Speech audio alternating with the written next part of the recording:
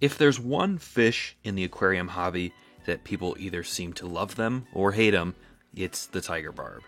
This is a fish that is often sold in pet stores as a beginner fish. But does it really fit that description? Today, we'll be talking all about the tiger barb and why this fish is so controversial. Starting off, tiger barbs have a max size of a bit over 2 inches. Some can get a little bit bigger than this though. Not a massive fish by any means.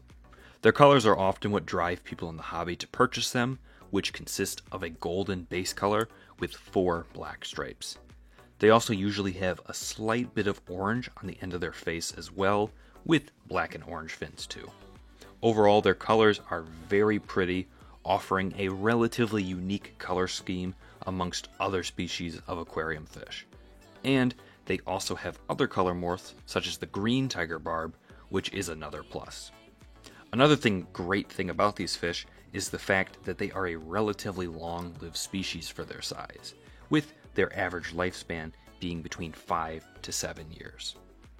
Something to note is that this is a very big schooling and shoaling fish, meaning that they need a lot of other tiger barbs. And I'm talking a lot of other tiger barbs. At least 12 individuals is heavily recommended. We'll get a bit more into why this is the case in the next segment. They are a very fast fish with a big appetite, so be sure to be aware of that. Don't put them with slower fish that can't get to the food quick enough and starve out. Alright, for this segment, there is a lot to talk about. For one, something that I mentioned at the start of the video is that this is often classified as a beginner fish, when that is simply not the case.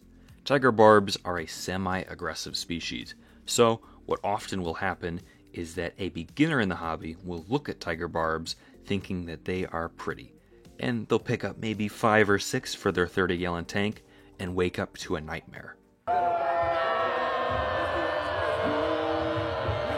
To properly keep tiger barbs, you need to specifically design the tank for them.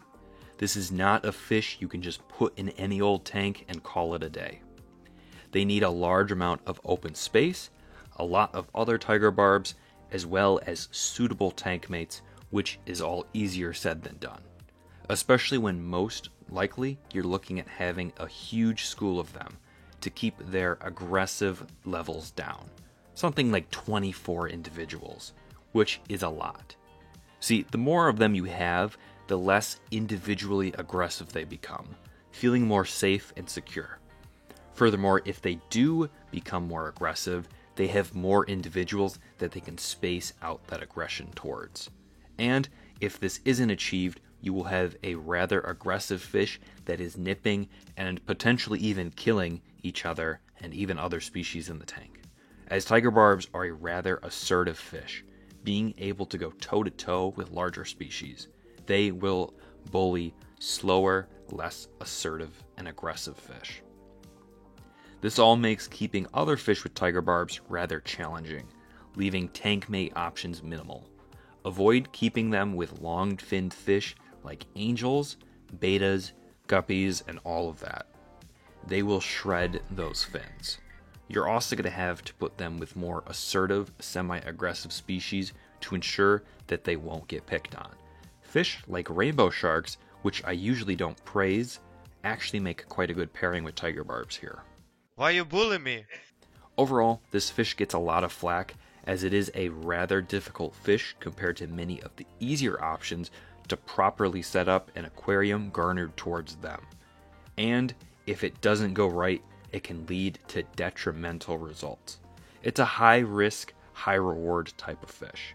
Like gambling, which everyone knows always works out well for everybody. Alright, so longtime members on the channel will know I do not think this is a good community fish for all the reasons I previously talked about. They even made it to my second ranking in the top 10 worst aquarium fish list, which is the most popular video on my channel as of now.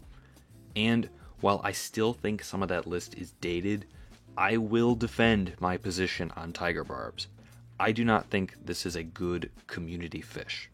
As to me, a good community fish is something like a Cory catfish. A fish you can just put with so many other fish and things will just work out well. But my definition of a good community fish can be a whole other video. Point is, this is a very demanding fish that needs the correct environment. They need open space, they need other tiger barbs, they need correct tank mates. There are just a lot of needs here. I'm not saying it's impossible though. Tanks that get tiger barbs right can be some of the most stunning tanks in all of the hobby. Huge schools of a tiger patterned fish, all swimming quickly and in and out between live plants and open spaces is a beautiful sight, which is why I think they are the most controversial game fish. Alright, and that will do it for the tiger barb. I know many of you will recognize this format of video being very similar to my most controversial game fish series, which has overall been very successful. So I thought, why not reformat it to fit the aquarium audience members? So I do hope you enjoy this video and that this can become a long stay series like that one. Let me know if you'd like to see another episode by showing support on this one. Comment what other aquarium fish you'd like to see in the hobby and give it a like, of course. Anyways, I'll see all of you in the next video. Take care.